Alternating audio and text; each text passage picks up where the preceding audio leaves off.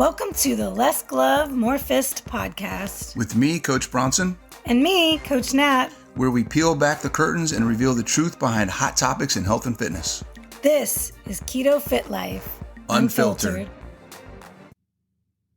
What's going on, guys? Coach Bronson here and Coach Nat. Hi, Coach Nat. How are you today? I'm doing good. How are you? And I'm doing great. This is the first time we're doing this. It's going to be probably really awkward as we try to figure out what we're doing. It won't be awkward. It's us. This is welcome to the Keto Fit Life Unfiltered podcast. We still got to get used to saying that name. This is our first episode, and we basically, both of us have very professional personas as coaches on our different platforms, Instagram, YouTube, Facebook, all the different places we are. And we try to appeal to a very broad audience. And sometimes that means we have to filter some of the things that we say. Good choice of words. Consider how things will be received. Bing, bing, bing. And also, we have to make sure that there's a lot of context in what we're putting in. And that's going to be the topic of our discussion today, is how context plays into everything. But why did we decide to do this podcast, Coach Nat? Because sitting around the house and chit-chatting with each other, we tend to rant. No, not at all. We don't rant. We let off steam with one another about things that burn us up that we see out there in the space. Yes. And then we riff. Yeah. And it can go on for a while. Yeah. But the energy is so good. Right. And we get hype. And then we get ideas, and then content flows from there. But we thought it would be really cool to basically take what we do at home and bring it to the masses so you all can get a little taste of our passion for what we talk about. Yeah. And the unfiltered, raw discussion. So I was talking to the guy that's going to be doing Jack Heel, the guy that's going to be doing our intro. So the voice you heard on this before we actually started talking, that's Jack. And he asked for how would you describe what you want the podcast to be? Right. So I gave him a bunch of different, a little couple blurbs, some bullets and things. And I said, 4 words, less glove, more fist. And he was like, "Oh my God, I love that." Okay. Yep. So there may be some things that you guys are not used to hearing from us in a little bit of the emotion, because we do get fired up for things. Of the emotion. We care a lot about making sure that you guys are getting information that is going to help and not confuse. Yes. That is going to help you move forward and not hold you back because you're trying something that is just plain old not going to friggin' work. Yep. And then there's also in that something that we do filter often in our normal daily content is language and things like that. So if there's some F-bombs or other things that drop out of our mouths parental advisory, explicit language. Then just understand that's us kind of being a little bit more relaxed and unfiltered. This is us behind the scenes. Behind the scenes, how do we really feel? When people stop being polite, and start getting real. Yeah, realist. I mean, and it's not. Here's the thing: it's not that we're not authentic in our other platforms, because we're still very much talking about things that we're passionate about. We're just trying to deliver it in a way that is a little bit more accessible to more people. That's a beautiful way of saying it. Right. We also don't want to step on toes. So we can be a little careful about the way when we're presenting content in an organized fashion. There you go. This will be unorganized. Right. Pre-contemplated, pre-recorded. Right. I think planned out ahead. We riff out a little bit more when we're live on our lives, but in our pre-recorded or content that we're planning in advance. Yeah. We don't call people out. We don't do the clickbaity responses to what we're seeing out there. But at home, it drives us up a wall, and we vent to one another about it. But we were doing that the other night, and Bronson said, "Hey, I have a crazy idea." Because those never happen. What if we shared this? Yeah. What's happening between us right now, is shared this with the world. I think that, honestly, a lot of what we say to each other needs to be said, not just here. Somewhere. Yeah. It needs to be. And that was it. Literally, we're sitting on the couch, which, often will be at the end of the day, we'll be sitting on the couch across from each other. She'll be looking at client feedback or something like that, and something will pop up, and she'll be like, "Oh my God, this is just so frustrating when I see people get stuck in a loop or stuck in this limiting belief, or I got this information and it's not what they need to be listening to. They need to be doing this." And I do the same thing. I'll talk about a conversation I had with somebody or a post I saw that somebody, oh my gosh. Go start on that. Bronson spends so much, honestly, he spends more time than I do in the groups, but we both get into the groups and we see things in groups that just, people are getting it wrong. There's just a lot of misinformation being spread and confusing people. And I see it with my clients getting confused, and then I get upset about it. Well, let's talk about that, because I don't know if misinformation is most of the time. There are times where information is just flat out wrong. That is not how it works. Right. So the topic of today's talk was from this exactly. Right. It's not necessarily wrong information or bad information on its own. It's just taken out of context, and it is used widespread and promoted that everyone should be doing X, Y, or Z. Yep. And we understand, we have the educational background to understand how to read the context of things that are put out in the space, whether it's a study or a book that somebody wrote or a protocol. We understand the nuance and the mechanisms behind that and why these things are working and when someone should or should not be applying them to their own context. And I think that's a passion of both of ours, that as coaches, we want to help other people figure out what's going to work best for them, and considering them as a whole person and every piece of the puzzle with them. That's why we love coaching. Yeah. And that's what coaching is. Yeah, coaching is helping people apply context. And context works in two ways. There's the context of it's actually kind of three ways. There's the context of the person delivering the message. Where are they coming from? What is their background? Who are they used to working with?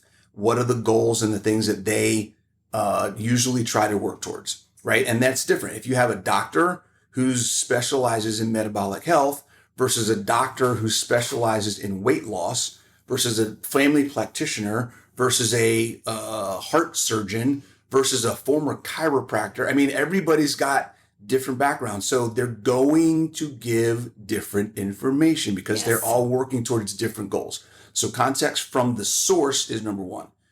The second one is the information itself. What is the context of the information? Where did it come from? How was it derived? And how should it be applied?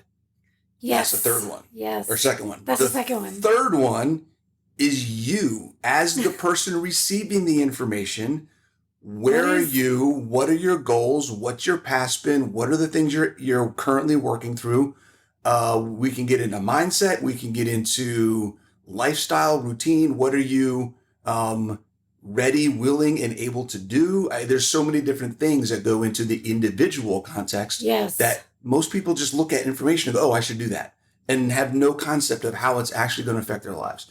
So there's three levels of context, and at least two of those are most always, in any of the three, pick two, you're probably not applying the right context to some part of that process. Absolutely. And I think something to consider is when you're going online and you're jumping into forums or Facebook groups, discussions, and people post questions with zero context. Or they're not even asking real questions. That's a whole other. And then everyone in the comments is giving suggestions. Right. Now, most of the people in the comments giving suggestions without asking it for any further context are not professionals and are not someone that you should even be listening to. And if they are professionals and they're not asking for context, they shouldn't. They're not professionals. They're not good professionals. Yes. So you as an individual seeking advice or guidance for what you specifically are going through, the best thing you can do in this case is provide as much context as you can about your situation when you ask questions. So at least whoever's on the other end of that question, even if it is in a discussion group that's nothing more than just your peers, other people who are struggling through this journey with you, first of all, remember who's in that group with you, and that you may not get good advice because they're struggling too. But then also consider the more context you give them, the better, whoever they are, they could actually answer and give you something that's helpful. Or if they don't have an answer, at least with context that gives them more information that they can look for. Maybe they heard or read or watched something else that they go, ooh, this matches the information that was just given. So, and an example is, we see a question. What's some of the questions that we see all the time? Somebody comes in, I've been keto for 6 months and I'm 50 years old. How much protein should I have? Right. What? How is anybody going to answer that question? The only people who will answer that question are people taking the blanket statements that they've heard out there and applying it to everyone and saying everyone should do this. Which, there's a red flag right there. Whenever you see anyone out there saying everyone should do XYZ, probably not a good idea. There's very little that every single person in the world can do the exact same way and get results with. Yeah. And we can talk about concepts and methodologies, because you could say that everyone should be looking for, when it comes to nutrition, the most nutrient dense, the most bioavailable, and the most satiating foods. That's a concept. That is not a tool. But also, the only person I ever hear talking about that is Bronson. So most of the time, you're not going to hear people saying that. You're going to hear people saying, you should eat X amount of protein, or you should eat this ratio of fat to protein.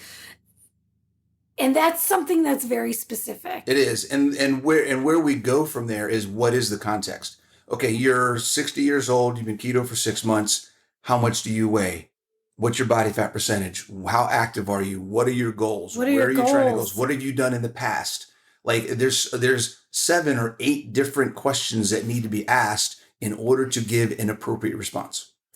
So the guidelines are great, but we don't know what that person's already done. Maybe every guideline that they receive based off that minimal set of information is all the stuff they've already tried and none of it's worked. We don't know that. Nobody asks. Well, okay. So, the thing that really got me thinking about this topic was the debate out there right now and it's a debate, but it's not even a debate. I see 2 separate camps, 2 very extreme camps, and everybody's always asking which of these 2 camps they should be in. Right. And one is the high fat, low protein, ketogenic group. Method, protocol, whatever. And one is the high protein, low fat, PSMF style of doing keto. These 2 things, if you've heard people talking about the 80-20 fat to protein, and you've heard people talking about you don't need more than 50 grams of protein ever, you should you should never have more than 50 grams of fat. Meaning you need to be low fat, all the time. Lean proteins, don't add any fat to anything. And then you have the other group that's all fat all the time, drink your butter, don't eat any real meat. Yeah. These 2 camps are the extremes. Nobody needs to live in either of those. No. Oh my gosh. No. If you could see our faces right now, guys, we see these discussions and we hear people all the time. And there are, let's talk about context, okay? So, well, okay. First that's of all, what brought up context. That's what brought up context. We kept seeing this and we were like, nobody understands how to apply things to their own context. And they want to jump from, and the worst part is jumping from one extreme to another. I've been doing 80-20 and it's not working. So I'm cutting all the fat out and I'm going all lean. PSMF. Or I've been doing really high protein and no fat and I can't digest anything and I can't have a bowel movement. And now I'm going to go 80-20. 80-20 all the way. Yeah.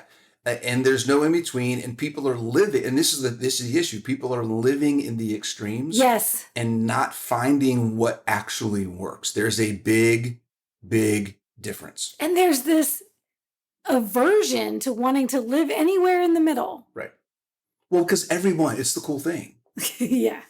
Right. The hot new thing is PSMF, and that's apparently now getting old because now everybody's doing the 80-20. That's the way to go. Everywhere. Right. Trends will keep you in the same spot, i.e., not going anywhere running for the on rest of your life, guys. Hamster wheel. You cannot base your success on trends. It just doesn't work. The basics will win every single friggin' time. I said friggin'. You did. You're still watering down.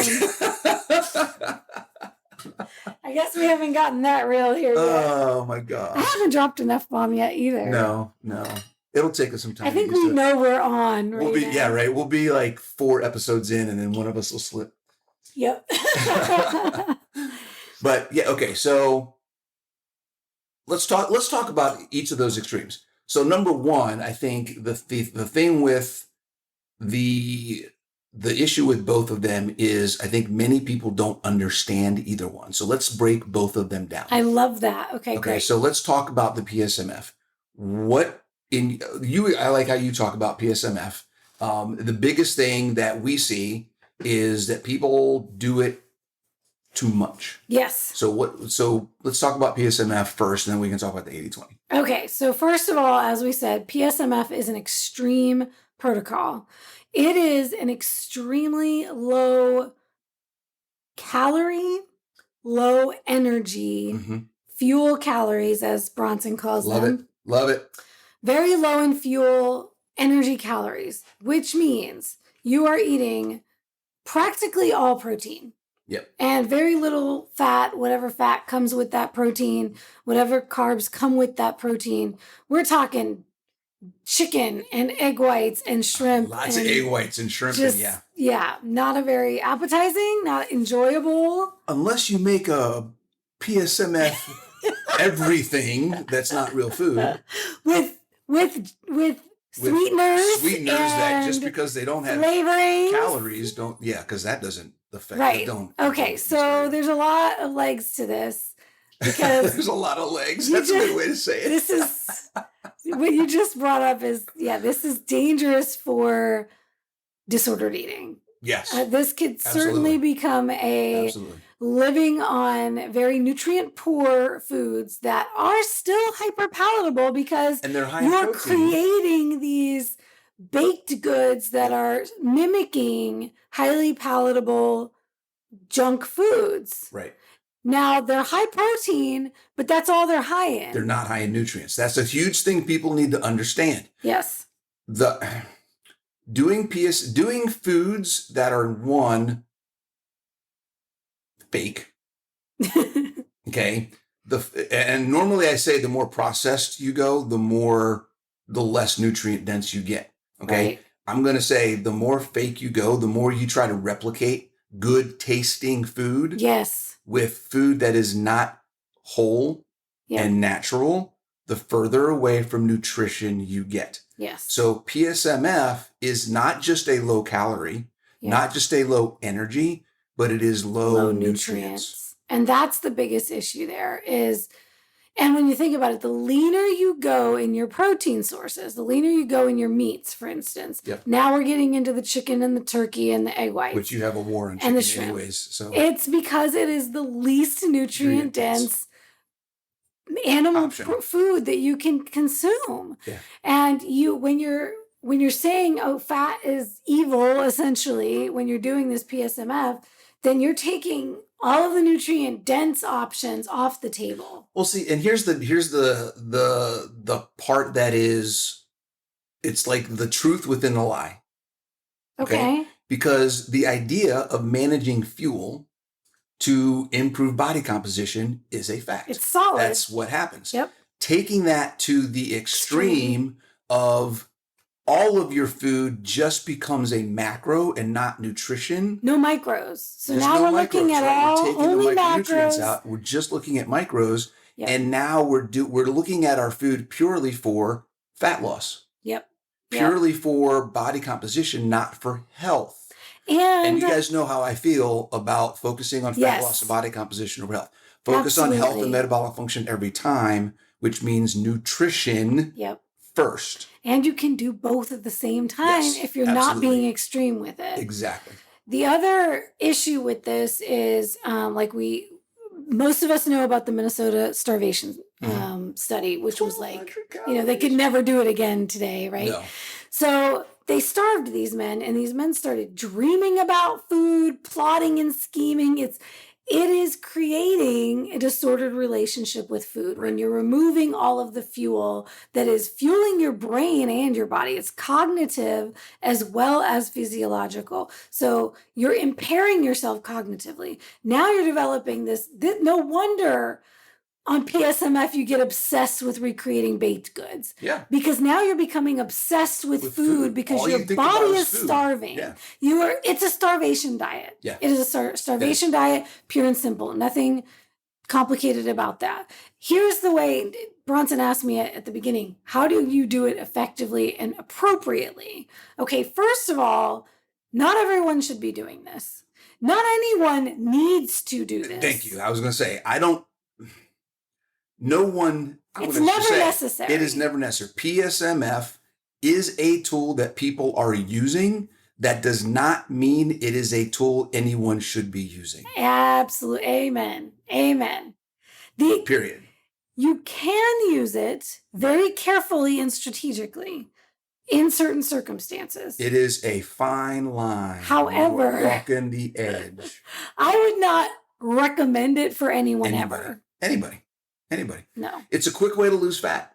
It's a quick way to get into disordered eating. It's a quick way to starve yourself. And what does everyone want? Screw up your metabolism. Everyone wants fast. Right. Everyone wants fast. Quick weight loss. But guess what happens when you lose it fast? Yep.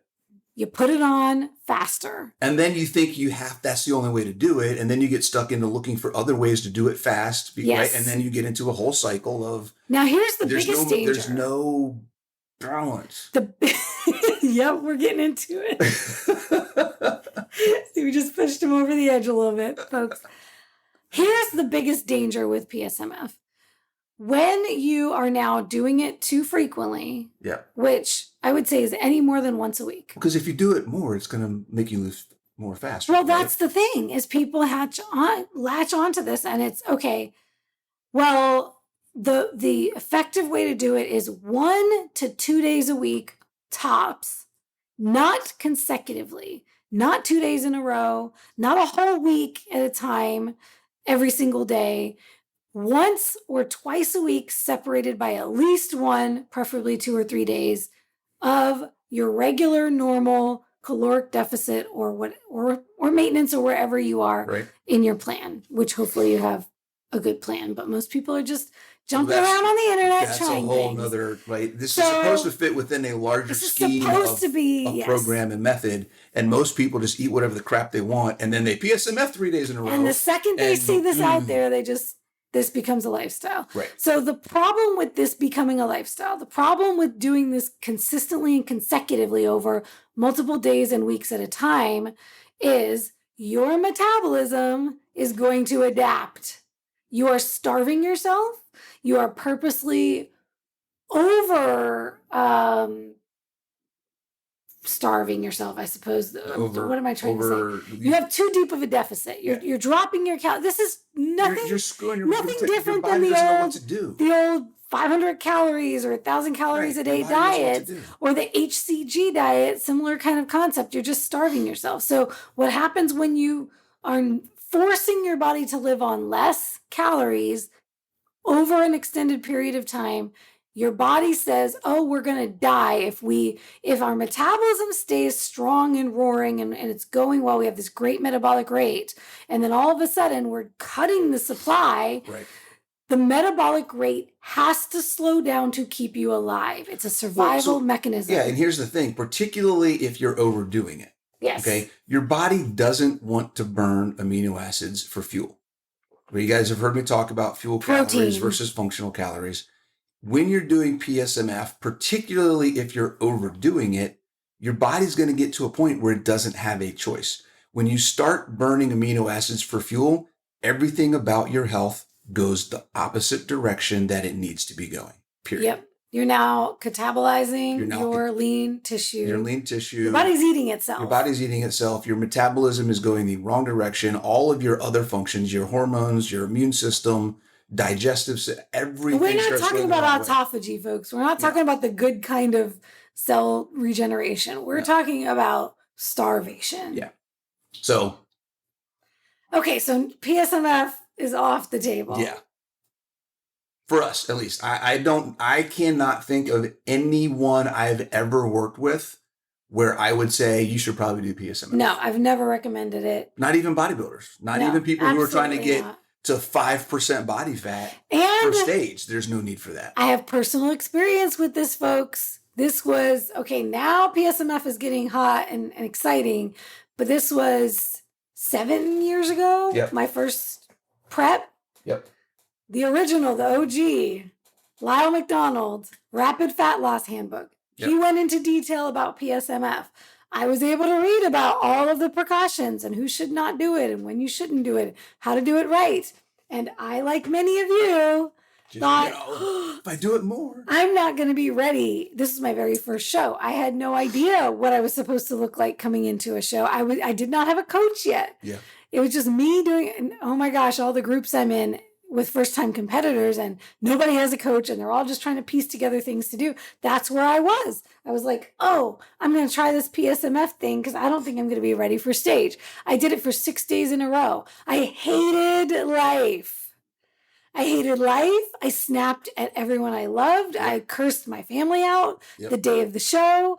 I was starving. Not only that, but I couldn't digest anything. Yep. My bowel movements stopped completely. It was a complete and total wreck. Yeah. And I'll say, I don't know if I would call it PSMF, but I did something similar to the protocol with higher protein, much lower fat. I think I was down to 70, 75 grams of fat for me at the time. And I did that for months. That's really low for you. For months. Okay. Because I thought the same thing. It's still, again, this is with the truth within the lie. If you manage your fuel consumption, you can manage your body composition. So the lower the fat goes, the more fat I'll use in my body and I'll get lean. I got lean as hell, right? I was fucking miserable. Here we go, folks. Okay. Look to seal. Absolutely miserable. Yeah. Hungry, and probably miserable to be around. Even though I'm eating a crap ton of protein, I'm eating food. I'm feeling full physically, but mentally, all I could do was think of food. And I'm thinking to myself, after a couple months of this, I'm thinking to myself, the whole reason I went carnivore was so that I wouldn't be obsessed with food. Wow. What am I doing wrong? That's not the whole reason, but one of the main reasons was like, I see these people and they're always just worried about what they're eating. I'm like, I just want to freaking eat and be chill with food. I got other things to worry about. And it was the best thing about carnivore. It was a complete opposite. When you do it right. Yeah. All I could think about was food.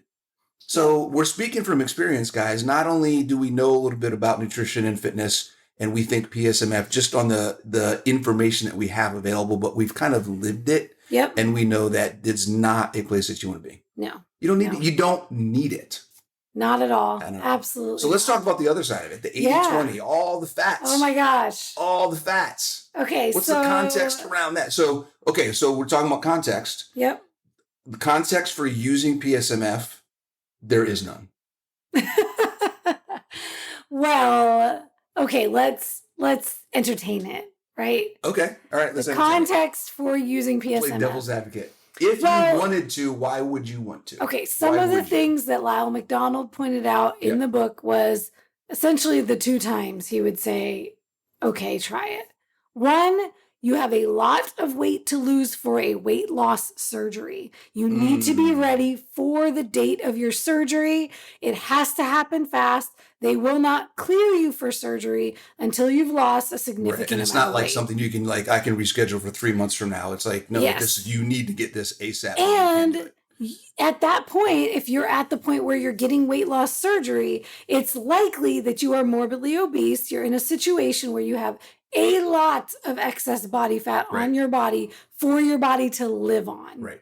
Now, so it's not going to threaten your life. This is an interesting point that you're bringing up about PSMF, because it's going to apply in the next conversation. Oh, beautiful. I love it. You know where I'm going with that, right? I think so. Okay. Yep. So cut out the fat to lose fat really fast. Yeah. Yep. Is if you need to for a surgery, something like that. Yes. Now, that's the carbs and the fat. Carbs and the fat, right? Cut out all the fuel. You're cutting out all the fuel, and you're just, it's rabbit starvation is what they called it, right? And you can't, once again, subsist on that for a long period of time. So once again, in his handbook, he talked about the duration. This is not months. Right.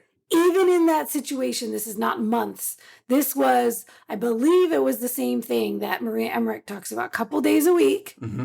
And I think his was like, if you're going to do it consecutively, you could do it for 5 days, 6 days, and then take a break, and then you can go back to it. Right. But still, this is not, even in that. Not a lifestyle. It is not a lifestyle. It is not something to be doing consecutively over weeks and months. Right. The other time he said to do it, or do it with caution, because he had, of course, a whole bunch of disclaimers in there, is competitive athletes with a show date who are not going to be ready and are competing at the top of your sport. Yeah. So now you've already got skin in the game. You've been in this you know what you're doing. You're getting paid by somebody to do this. And you have a coach who's guiding you through this to do it properly. Yeah. And you have a date on the calendar. You've got a lot of money invested into it. You probably have sponsors. Everything's riding on this. And you did not do your prep correctly. Yeah, it's an oops. I've totally this is an oops. Yeah. Even in that situation, this is not something that athletes should even be relying on. This is an emergency situation. Yep. So those are the only 2 times, really. All right. Well, and I don't think anyone listening to this falls in either of those. Hopefully falls into either of those 2 categories. Yeah. Okay. So we covered PSMF fairly well, I think. Now, I think the perfect bridge into the 80-20 conversation is something that you shared the other day. Oh, no.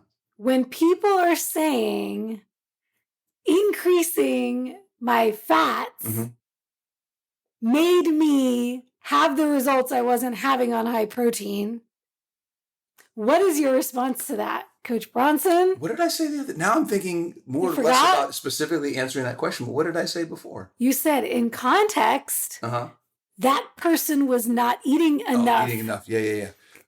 Okay. For their goals. So when we hear, I'm thinking about the posts that I've seen the last week by some, anywho. When in general you see people saying, go high fat. If you're not losing weight, eat more fat. Well, it's not just fat. It's eating more in general is what I think that response was more just, I started eating more and now I'm leaner. Yep. It's like, what? Yep. Okay, so you weren't eating enough to begin with? You see this a lot with fat. Eat more fat, eat more fat. Yeah. Go eat a stick of butter. Like, for those of us who are educated in nutrition, it's a facepalm moment, because it's like, we know that there is no mechanism in your body where ingesting an additional 200 calories, 400 calories, 800 calories purely from fat every day is going to make you lose fat. Right. It's not going to happen that way. And maybe after we talk about the 80-20, we can talk about refeeds, because there is some stuff there. But again, in context, intermittent doesn't happen every day. It's not a lifestyle. It is a tool. But that's a whole different thing. And it's not for everyone. Not everyone needs to do it.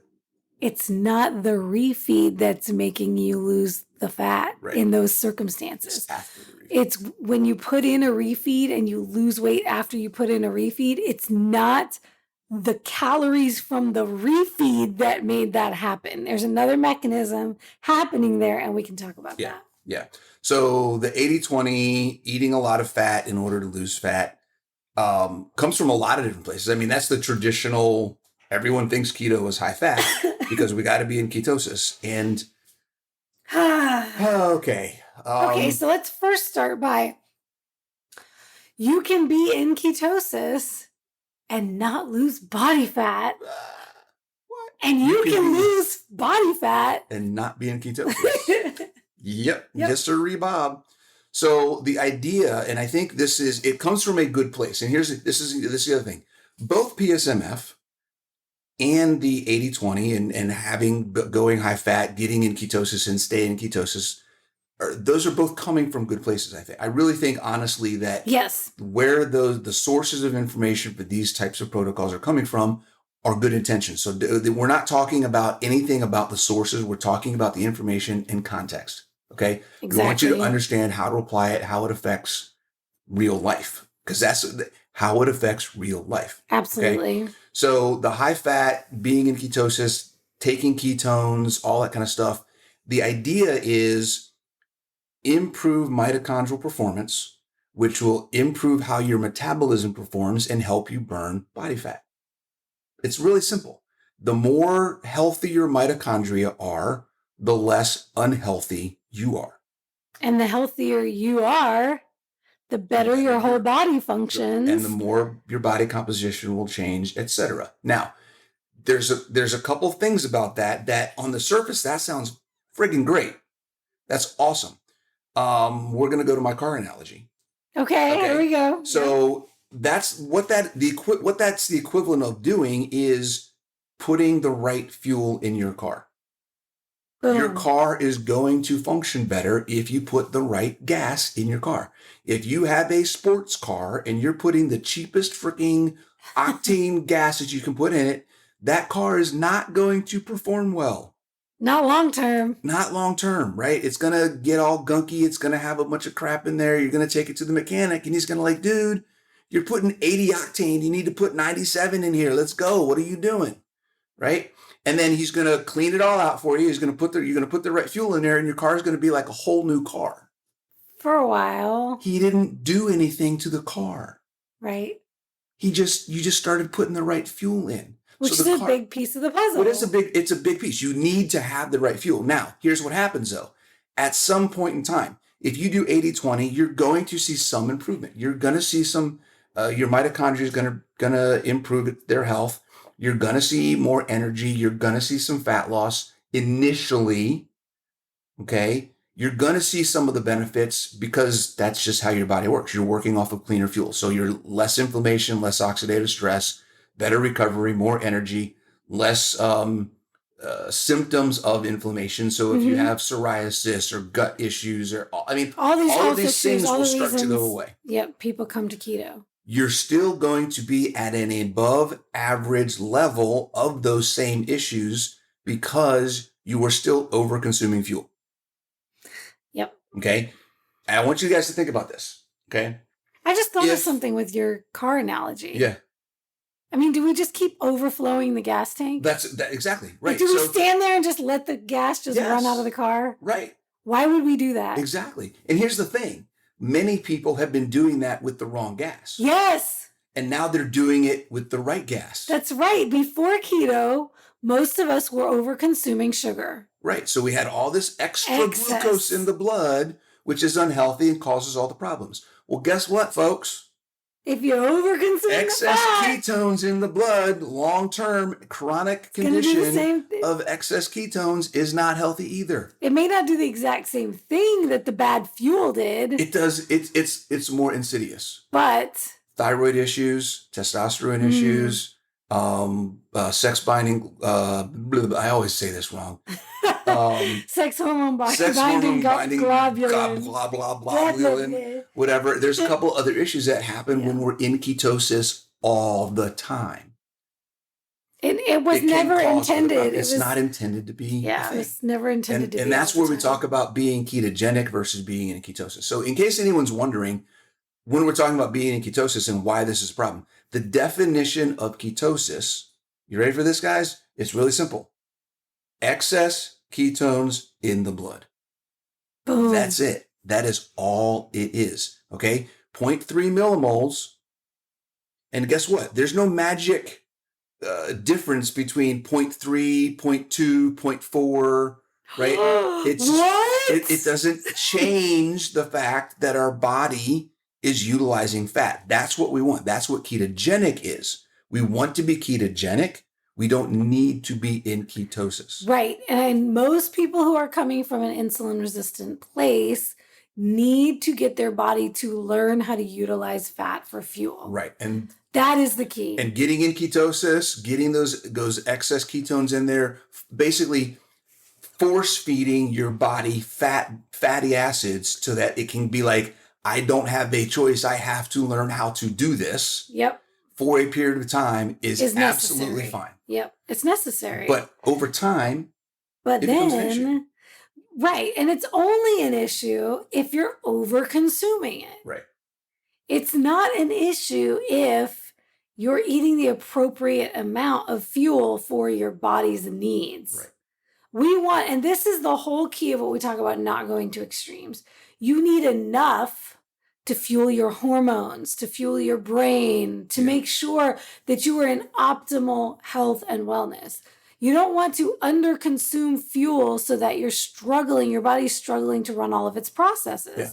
You don't need to top off the gas tank every time you've driven a mile down the road. Right. When you go to the store, you don't need to stop at you fill up your tank, you go to the store, you don't need to fill up your tank again before you get home. Right. Like, it doesn't make sense. And here's another thing to think about.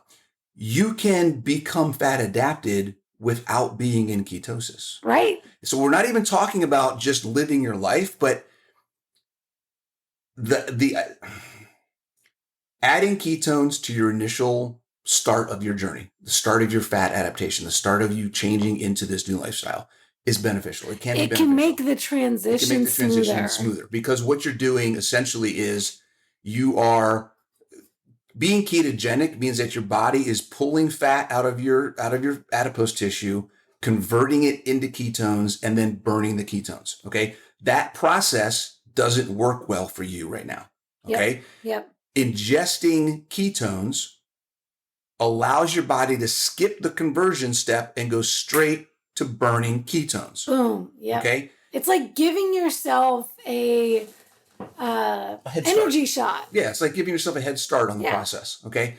So here's the deal though. It makes the transition easier. That doesn't mean it's how you have to stay. Yep. Okay. And here's the thing. In some cases, I have people who I just say, look, dude, just stop eating carbs and you'll be fine. Increase your electrolytes. It's the electrolytes. And you'll be fine, right? It's basically, the electrolytes is the biggest thing.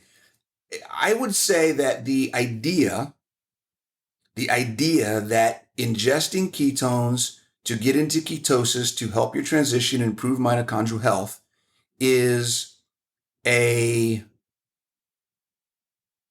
want to stop short of saying fallacy because it is a thing, but it's in many cases, unnecessary step. It's a Band-Aid. It's a Band-Aid. Yeah. That could be a way to say it. Now, here's the deal. Bridge. For the application with the source, look at the source of this current idea, the 80-20, where that's coming from.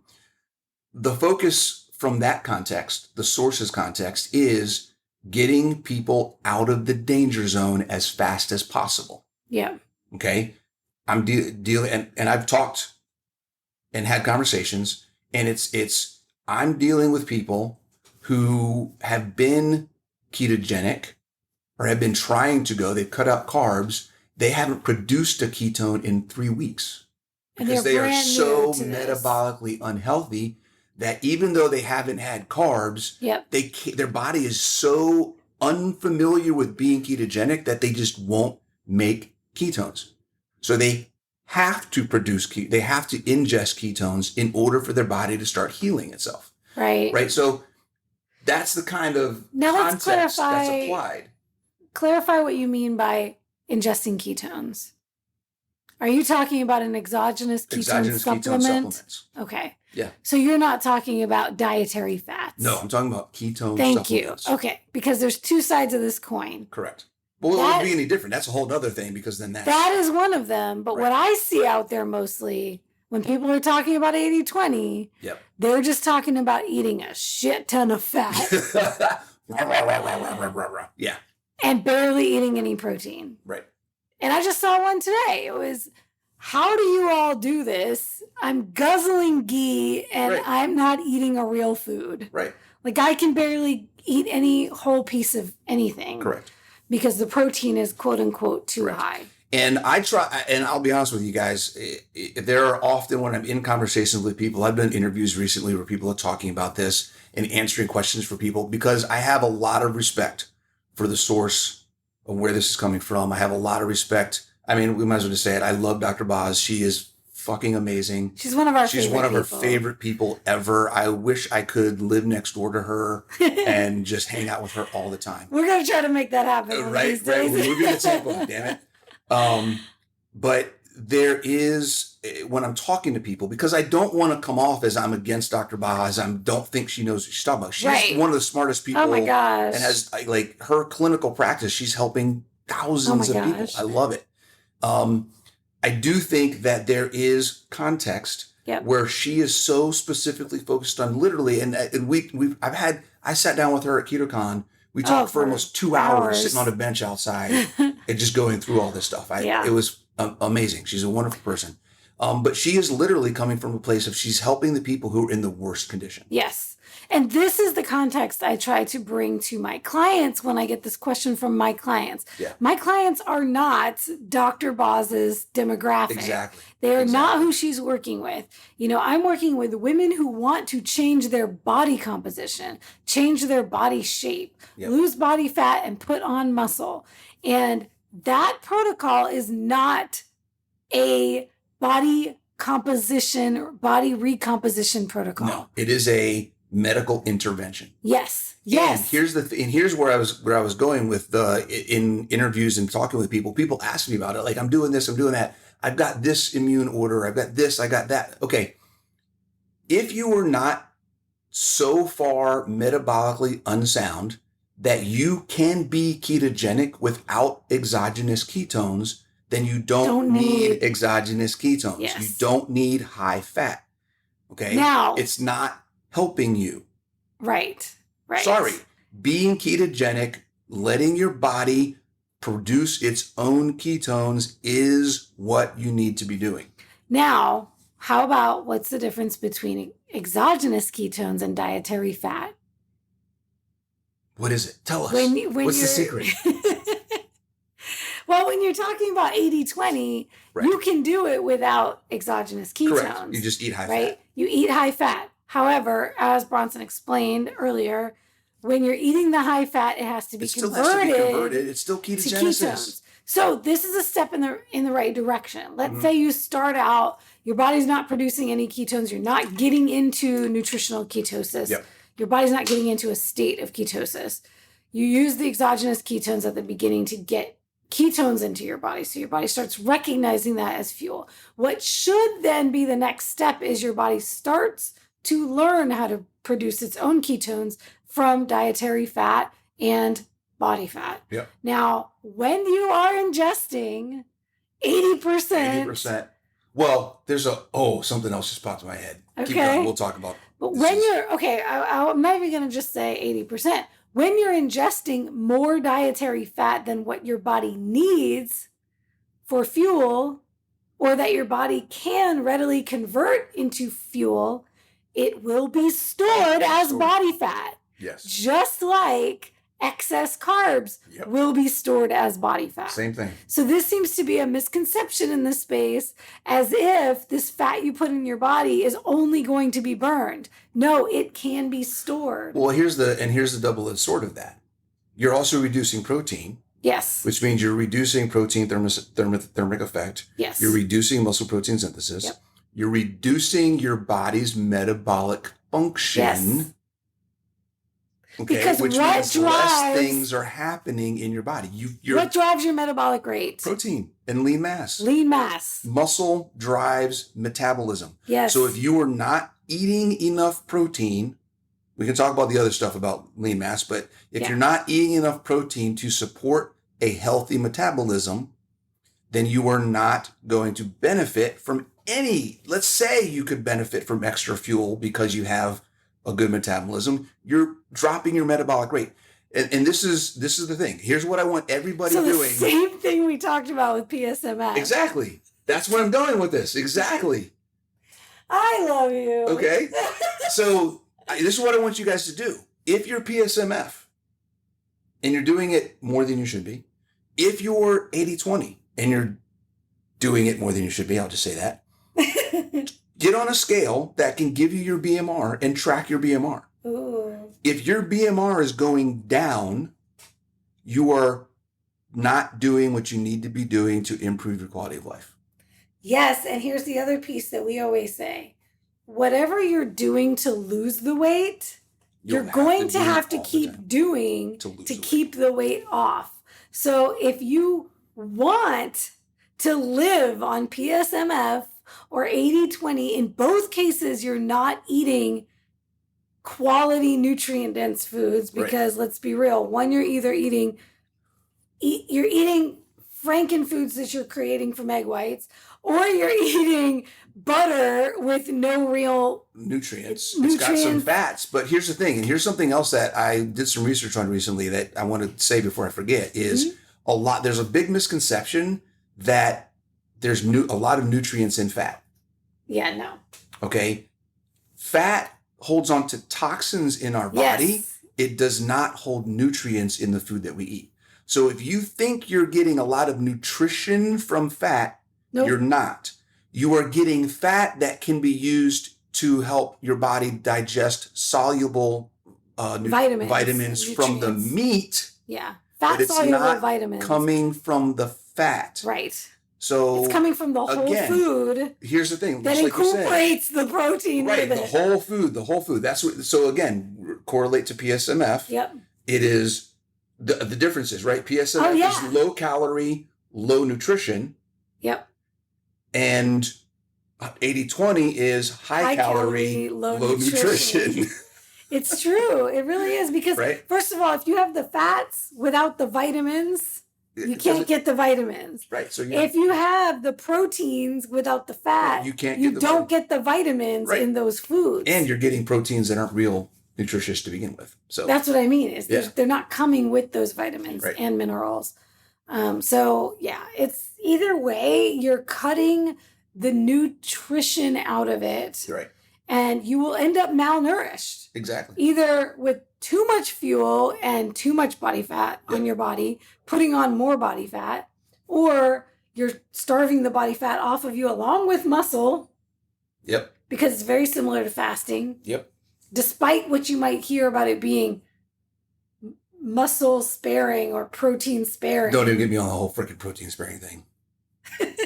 Everything's freaking protein sparing. Yes. Any nutrient, any macronutrient is protein sparing. All of it. Everything you eat is protein sparing, people. Yeah. So this whole idea of PSMF, that just even the title of it drives me crazy. Yeah.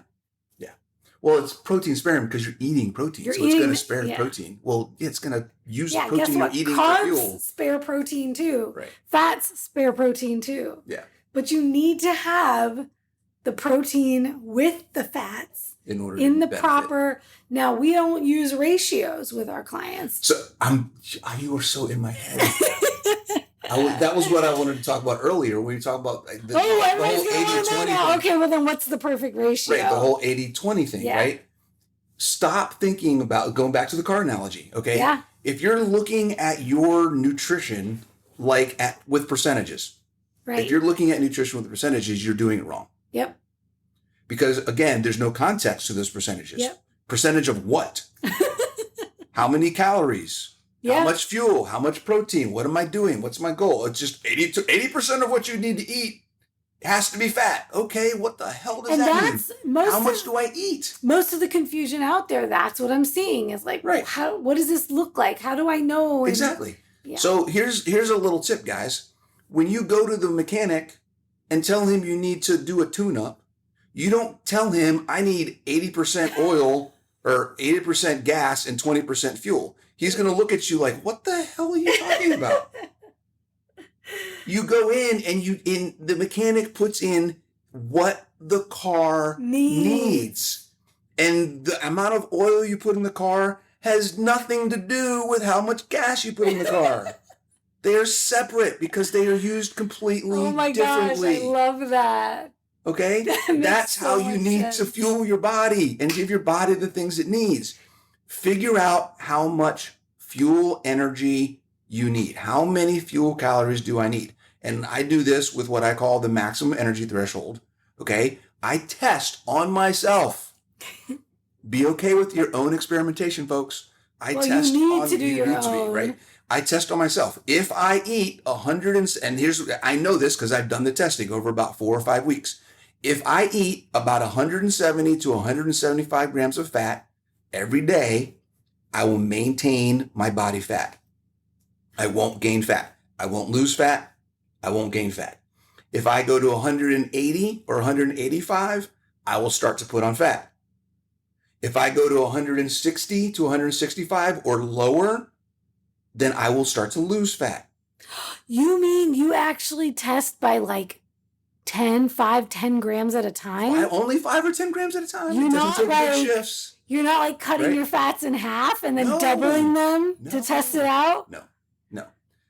Oh, this is why what a concept. Important. This is why taking time and not trying to rush the process is important.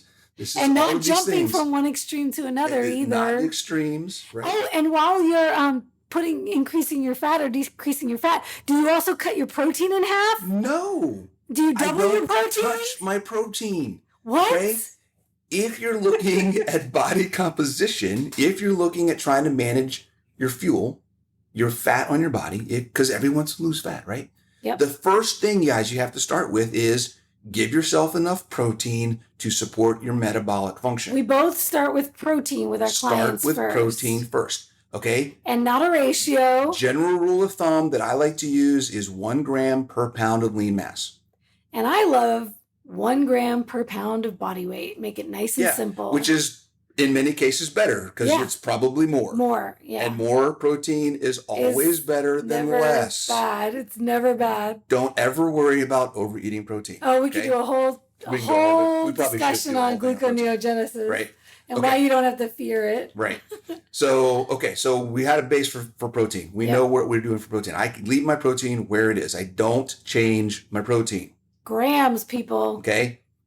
Focus on grams. It has nothing to do. I don't adjust my protein based on how much freaking fat. Nope. Because I'm not looking at total calories. I'm not looking at percentages. I'm not looking at ratios. And how do you do an experiment?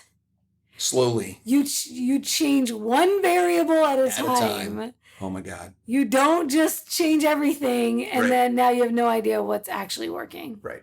That's my other pet peeve I see with people who are saying, "Oh, I was doing high protein and then I switched to high fat. Now everything's better." It's like, well, how much are you eating? How do we know what even worked there? Because you changed multiple things at the same time. Yeah.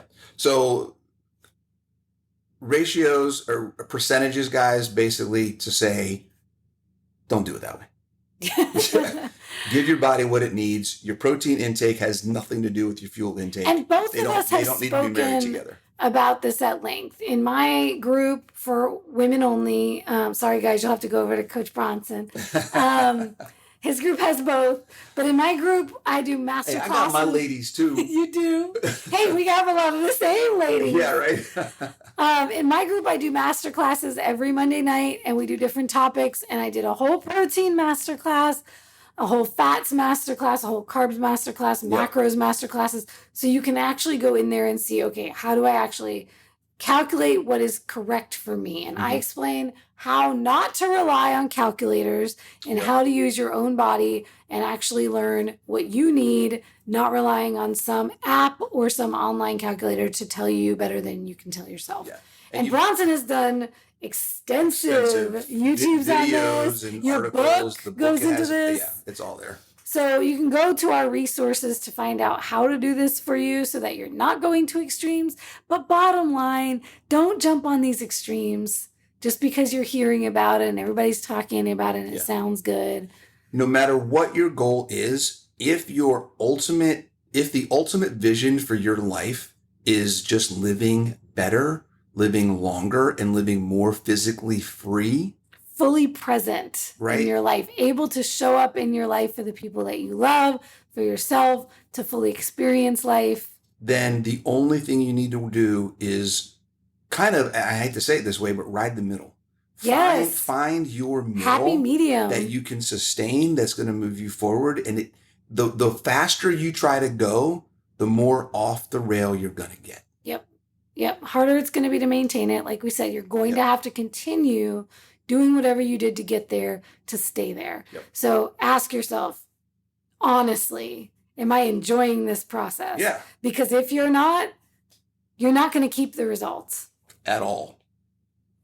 All right. Cool. Well, thanks for listening, guys. That's a riff. We're at an hour and 29 seconds. And that was like nothing. Yeah, we could go on forever. So hopefully you like this one. We got more coming, and we'll talk to you guys soon. Send us your ideas. Yeah, send us your ideas. We'd love to know some things that you guys may have questions on or want to know how we really feel about something.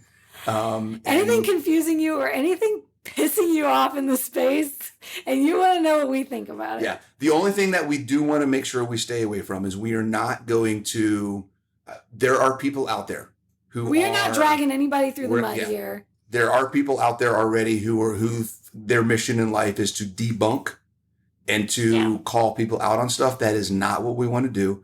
We want to provide information that is going to help you understand and start learning how to be your own filter. Yes. That you can apply information to help yourself move Cutting forward. through the confusion. Yeah. Yes, that's what this is about. Absolutely. Cool. Not being controversial just to be controversial. No, we're being controversial to help educate. Yes. There's a difference. And enlighten. And elevate. We want to teach you guys how to fish. We don't want to be your fishermen. Put a fork in it, baby. We're done. Later.